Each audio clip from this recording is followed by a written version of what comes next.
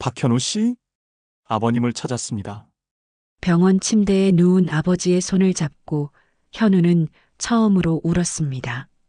아버지, 미안해요. 정말 미안해요.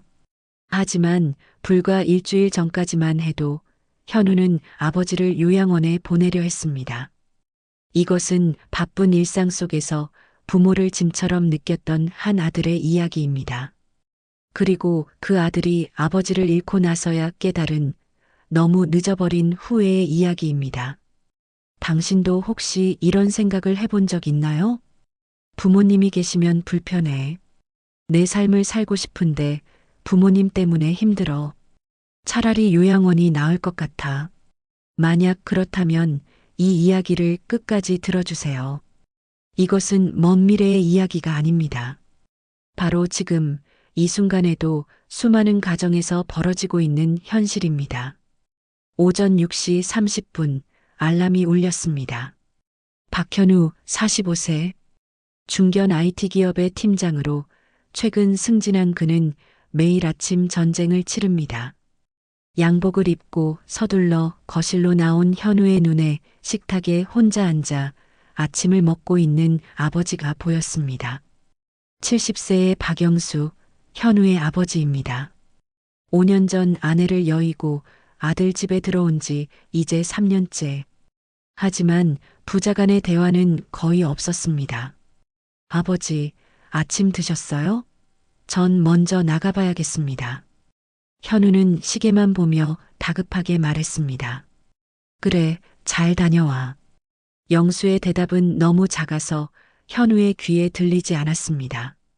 아니, 들으려 하지 않았는지도 모릅니다.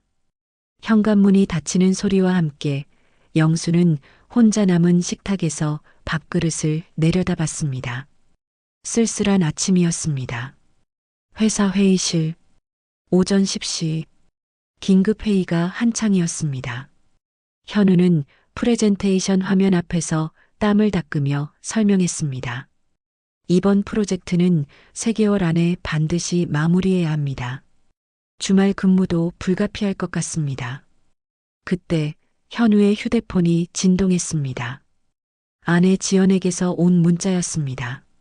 아버님이 또 냄비를 태우셨어요. 저녁에 얘기해요. 현우의 표정이 굳었습니다. 한숨이 절로 나왔습니다. 저녁 8시 현우는 지친 얼굴로 집에 돌아왔습니다. 거실에는 아내 지연과 중학생 아들 준서, 초등학생 딸 서연이 앉아 있었습니다. 아버지 영수는 자기 방에 들어가 있었습니다. 여보, 오늘 새벽 4시에 일어나셨대요. 냉장고 문을 한참 열어놓고 서 계시더라고요. 낮에는 또 냄비를 태우시고. 아, 또요? 요즘 자꾸 이러시네. 현우의 목소리에는 짜증이 묻어났습니다. 아빠, 할아버지 자꾸 내 방 들어오셔서 짜증나. 어제는 내 게임기 만지셨어. 그 순간 영수의 방문 틈으로 이 모든 대화가 들렸습니다. 영수는 침대에 앉아 고개를 떨궜습니다. 가슴이 답답했습니다. 거실에서 현우의 목소리가 다시 들렸습니다. 이대로는 안 되겠어.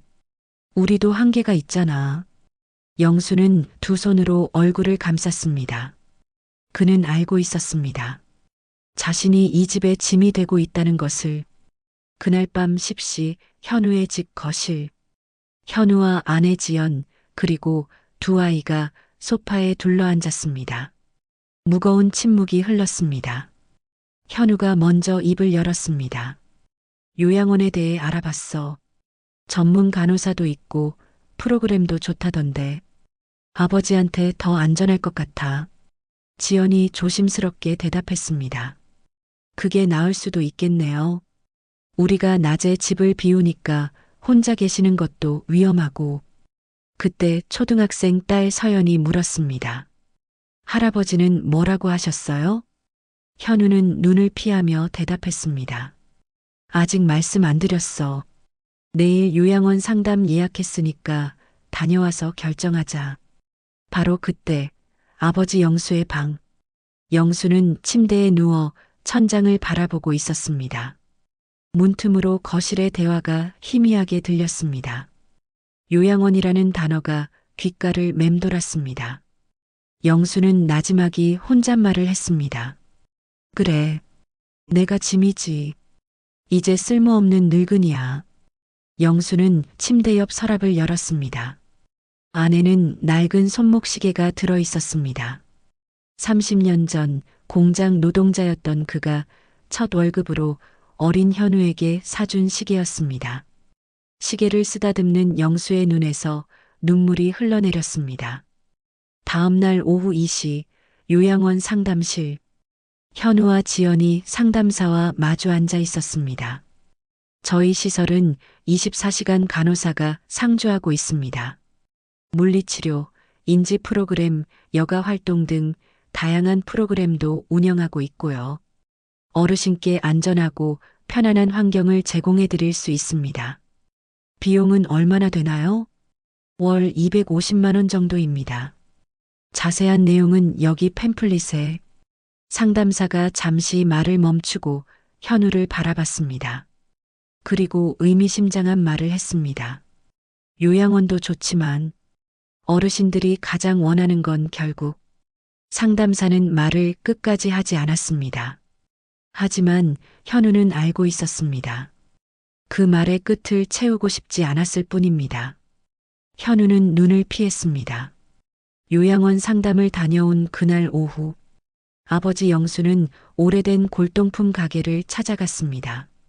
이곳은 40년 지기 친구 정태수가 운영하는 작은 가게였습니다. 가게 안 차 향기가 은은하게 퍼졌습니다. 영수야, 요즘 자주 오는구나. 무슨 일 있나? 영수는 씁쓸하게 웃었습니다. 아니야. 그냥 집에 있으면 불편할 것 같아서. 현우가 바쁜가? 바쁘지. 승진도 했다는데. 나는 그냥 집만 되는 것 같아.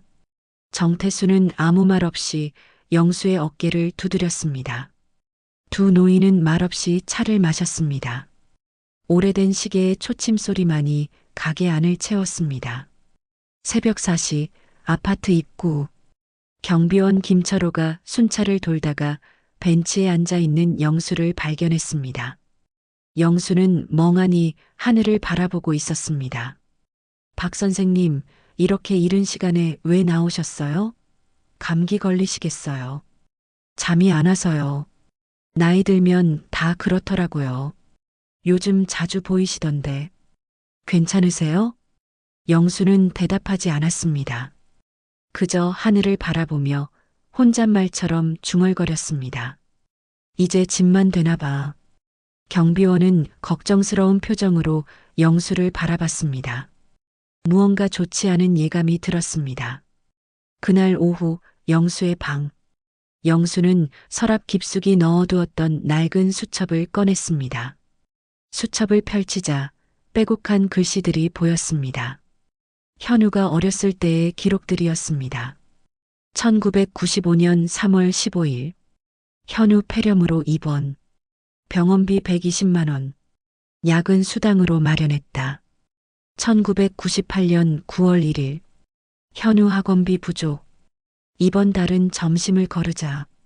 2001년 6월 3일. 현우 운동화 신발 밑창이 다 닳았다. 내일 새 신발 사주기. 2005년 2월 28일. 현우 대학 합격. 등록금은 대출로 해결하자. 5년 안에 다 갚을 수 있을 거야. 2010년 12월 15일. 현우 취직했다. 첫 월급으로 외식하자고 했다. 내 생애 가장 행복한 날. 영수는 수첩을 가슴에 꼭 안았습니다. 눈물이 주르르 흘러내렸습니다. 그는 알고 있었습니다. 현우가 나쁜 아들이 아니라는 것을. 다만 너무 바쁜 세상을 살고 있을 뿐이라는 것을. 하지만 그것을 이해한다고 해서 외로움이 사라지는 것은 아니었습니다. 요양원 상담을 다녀온 다음 날 저녁. 현우가 회사에서 돌아와 현관문을 열었습니다. 아내 지연이 불안한 얼굴로 기다리고 있었습니다. 여보, 아버님이 안 계세요. 네, 산책 나가신 거 아니에요? 아침부터 안 보이셨어요. 휴대폰도 계속 안 받으시고 벌써 12시간이 넘었어요. 걱정돼요.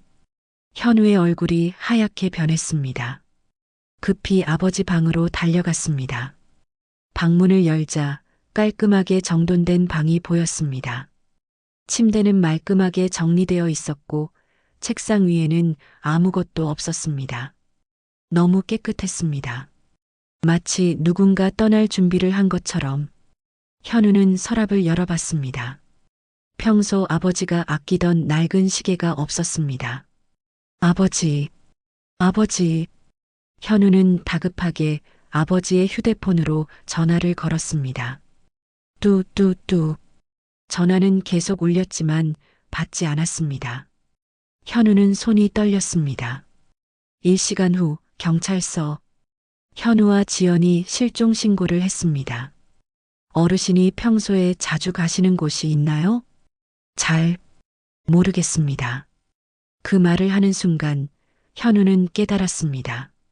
자신이 아버지에 대해 아는 것이 거의 없다는 것을. 아버지가 어디를 좋아하는지, 누구를 만나는지, 무엇을 하며 하루를 보내는지 아무것도 몰랐습니다. 3년을 같은 집에 살면서도 밤 11시 현우는 아파트 단지를 돌아다니며 아버지를 찾았습니다. 그때 경비실에서 김철호가 나왔습니다. 박 과장님, 아버님 찾으시나요? 아까 경찰이 다녀갔던데. 네. 아침부터 안 들어오셨어요. 혹시 보셨나요? 김철호는 잠시 망설이다가 입을 열었습니다. 박 선생님, 요즘 새벽마다 나오셔서 저 벤치에 앉아 계셨어요. 한 일주일 정도 됐나? 네. 새벽에요? 네. 혼잣말도 많이 하시고. 며칠 전에 제가 여쭤봤더니 이제 집만 되나 봐라고 하시더라고요. 현우는 가슴이 철렁 내려앉았습니다. 짐이라고. 아버지가 그런 생각을 하고 계셨다니. 현우는 그제야 며칠 전 거실에서 했던 대화가 떠올랐습니다. 이대로는 안 되겠어.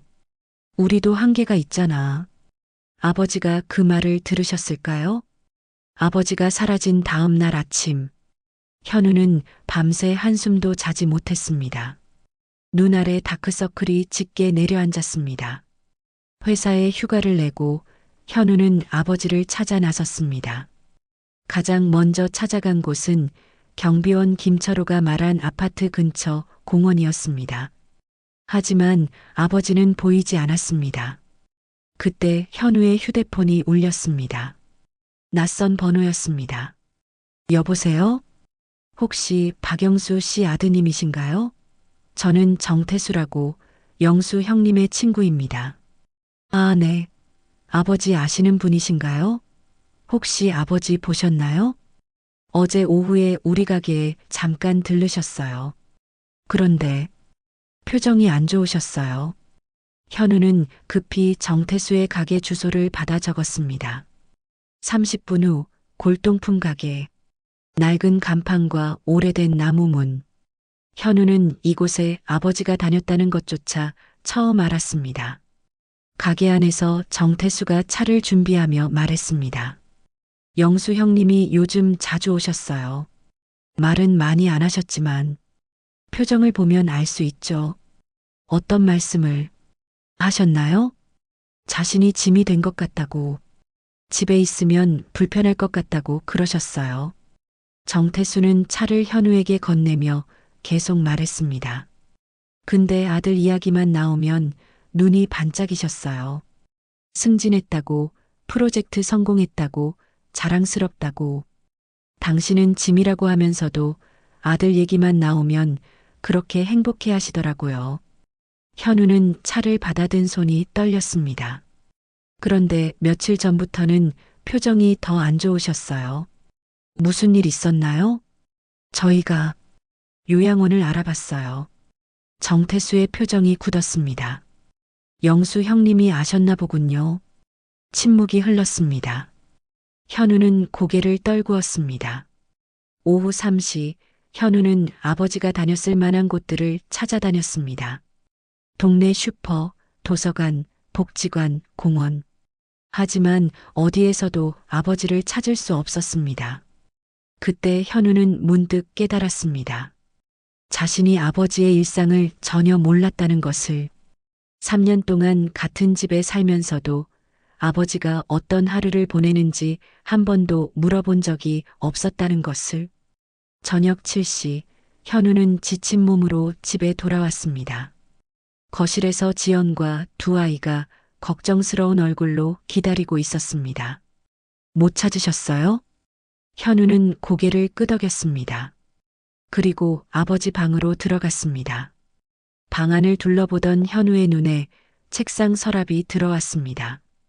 서랍을 열자 낡은 수첩 한 권이 보였습니다. 현우는 조심스럽게 수첩을 꺼냈습니다. 첫 페이지를 펼치는 순간 현우의 손이 멈췄습니다. 아버지 방 책상 앞에 앉은 현우. 손에 들린 낡은 수첩. 30년이 넘은 시간의 흔적이 그대로 묻어 있었습니다. 현우는 떨리는 손으로 수첩을 넘겼습니다. 1995년 3월 15일.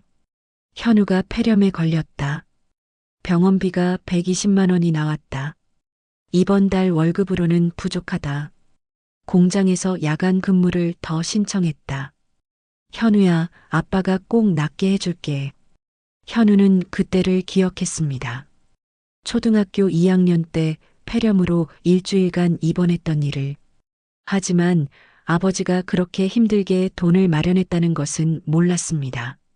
다음 페이지를 넘겼습니다. 1998년 9월 1일. 현우 학원비가 부족하다.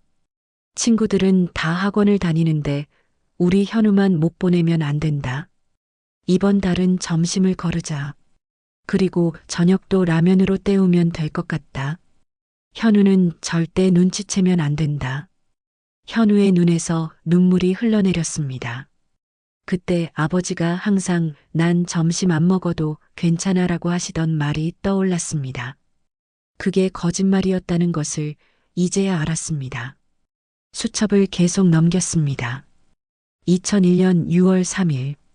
현우 운동화 밑창이 다 닳았다. 학교 가는 길이 3km인데 비 오는 날 발이 젖을까봐 걱정이다. 내일 꼭 새 신발 사주자. 내 신발은 내년까지 신어도 된다. 2005년 2월 28일. 현우가 대학에 합격했다. 서울대학교. 우리 아들이 서울대를 갔다. 등록금이 걱정이지만 대출 받으면 된다. 5년 안에 갚을 수 있을 것 같다. 현우야, 축하한다. 아빠는 정말 자랑스럽다. 2010년 12월 15일. 현우가 취직했다.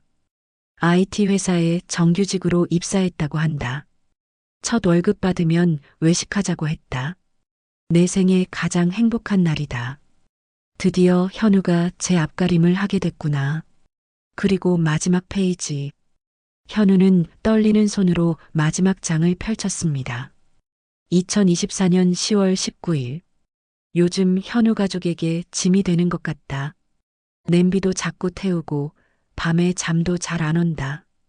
현우는 승진했다는데 나는 집안일도 제대로 못한다. 오늘 거실에서 현우가 말하는 걸 들었다. 이대로는 안 되겠어. 우리도 한계가 있잖아. 내가 한계구나. 내가 짐이구나. 현우야, 미안하다. 아빠가 너한테 짐이 돼서. 근데 있잖아. 아빠는 너를 키우는 게 단 한 번도 짐이라고 생각한 적이 없단다. 너는 아빠의 전부였어. 아빠의 행복이었어. 아빠의 자랑이었어. 사랑한다, 현우야. 그리고 미안하다. 수첩이 바닥에 떨어졌습니다. 현우는 두 손으로 얼굴을 감싸고 흐느꼈습니다. 아버지, 아버지. 지연이 방문을 열고 들어왔습니다. 여보, 무슨 일이에요? 현우는 수첩을 집어들고 지연에게 보여줬습니다. 지연도 수첩을 읽고는 눈물을 흘렸습니다. 두 아이도 방 안으로 들어와 수첩을 함께 읽었습니다. 할아버지, 이렇게 생각하고 계셨어? 할아버지, 미안해요. 그날 밤 현우 가족은 모두 함께 울었습니다. 그리고 깨달았습니다. 자신들이 얼마나 큰 실수를 했는지. 아버지가 사라진 지 3일째 되는 날 아침, 현우는 눈이 충혈된 채로 다시 거리로 나섰습니다. 경찰도 수색에 나섰지만 아직 아버지의 행방은 알 수 없었습니다. 현우는 아버지의 수첩을 가슴에 품고 다녔습니다. 그리고 걸을 때마다 중얼거렸습니다.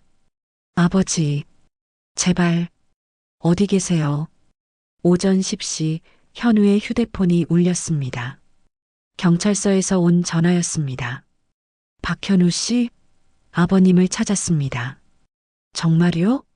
어디 계세요? 한강공원 벤치에서 발견됐습니다. 지금 탈진 상태로 119 구급차로 이송 중입니다. 서울대병원 응급실로 오십시오. 현우는 택시를 잡아 타고 병원으로 달려갔습니다. 서울대병원 응급실. 현우가 숨을 헐떡이며 도착했을 때 의사가 나왔습니다. 보호자분이신가요? 네. 아버지 괜찮으세요? 심한 탈수와 저체온증이 있습니다. 3일 동안 거의 아무것도 드시지 않은 것 같고요. 다행히 생명에는 지장이 없지만 일단 입원해서 경과를 봐야겠습니다. 현우는 안도의 한숨을 쉬었습니다. 아버지 좀 볼 수 있을까요? 지금은 주무시고 계십니다. 잠시 후에 병실로 옮길 예정이니 그때 면회하세요. 1시간 후 6인실 병실.